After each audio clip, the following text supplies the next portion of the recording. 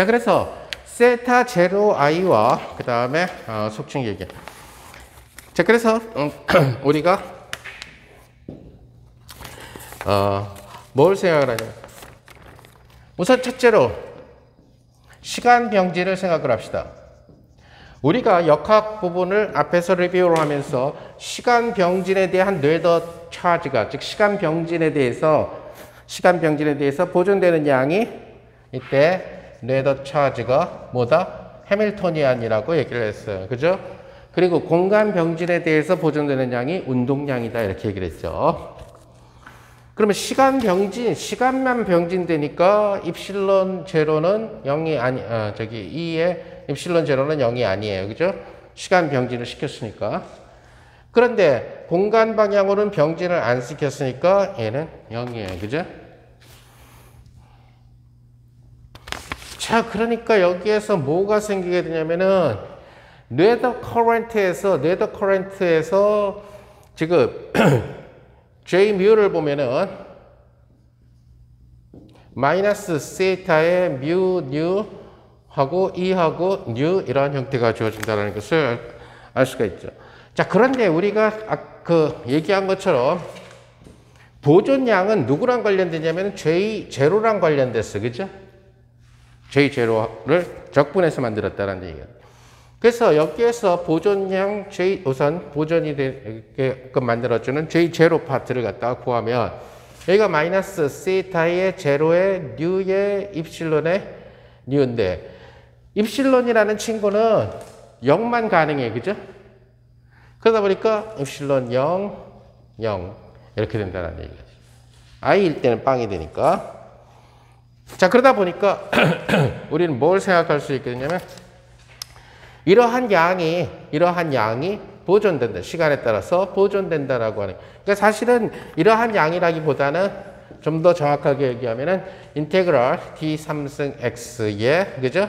j0를 해준 이러한 형태가 보존된다라는 얘기가 되겠죠. 그죠? 자, 그런데 얘가 보존되는 거니까 요거 빼도 보존된다라는 얘기지. 세타 제로 제로도. 그죠? 그러니까 우리는 뭐가 보존되냐면 인테그랄 d 3승 x에 세타 제로 제로는 위에다 쓰나 아래다 쓰나 상관없죠. 제로니까. 세타 제로 제로가 이것이 뭐야? 시간에 따라서 보존된다. 언제? 시간 병진에 대해서 결국 보존되는 양이라고 얘기를 하죠. 그러면 시간 병진에 대해서 달라지지 않는 양, 이것이 바로 뭐다? 이것이 바로 해밀토니안이 된다는 얘기예요. 그때 이 해밀토니안, 얘는 부피가 되죠? 그죠? 그럼 얘는 뭐야? 단위 부피당의 해밀토니안이잖아요. 그죠? 그래서 얘를 뭐라고 그러냐면 해밀토니안 덴시티라고 불러요. 해밀토니안, 그러니까 에너지 밀도가 된다는 얘기죠. 그래서 얘를 해밀토니안 덴시티라고 부르게 된다는 거죠. 그래서 우리가 세타 제로 제로라는 이 친구를 보게 되면 이것이 해밀토니안 덴시티다. 따라서 필드 시어리에서 그놈을 공간에 대해서 3차원 공간에 대해서 접근을 시켜주면은 걔는 변화되지 않는 시간에 따른 보존량이 되는데 그것이 바로 뭐가 되냐면 해밀토니안이 된다라는 것을 여러분들이 알 수가 있다는 거죠.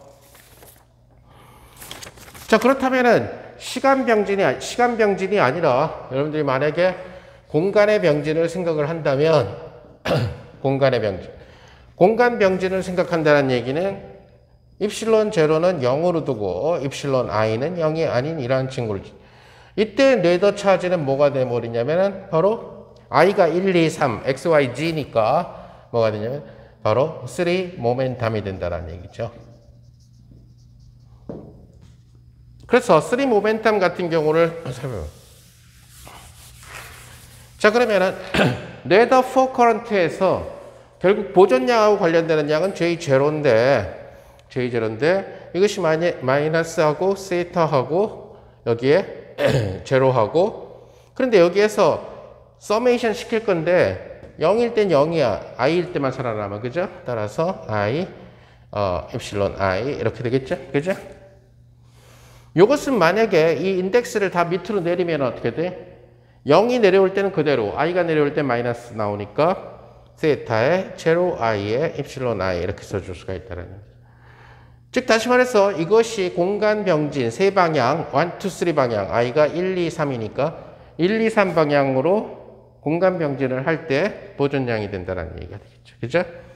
그래서 결국 요것을 살펴보게 되면은 얘는 세 가지가 묶여져 있어. 세타 제로 1 입실론 1, 세타 제로 2 입실론 2, 세타 제로 3 입실론 3.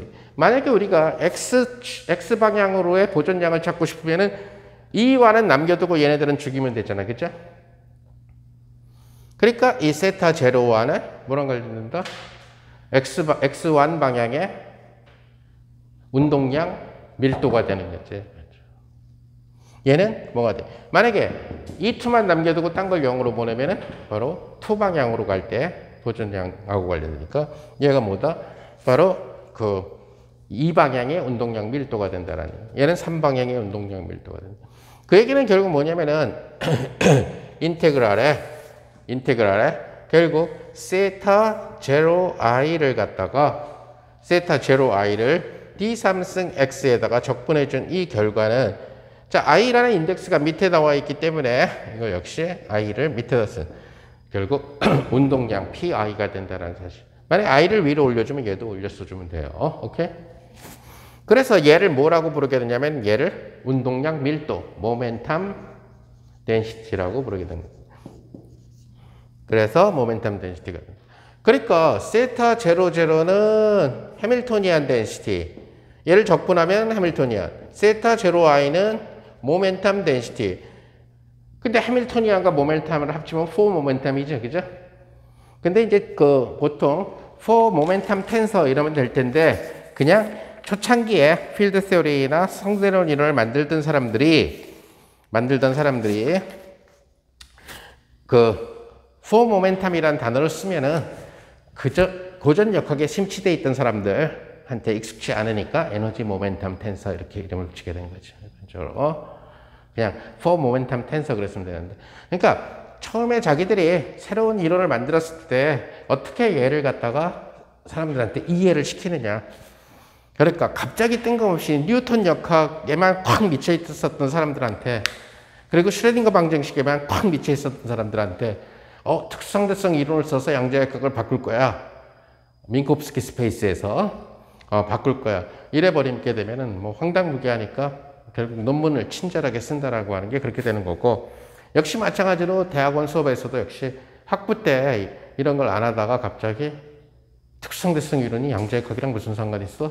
이렇게 딱 들어오니까 그래서 그 스칼라 파트랑 벡터 파트랑을 갖다가 좀 삐껴서 생각을 해준다라는 것 뿐이에요.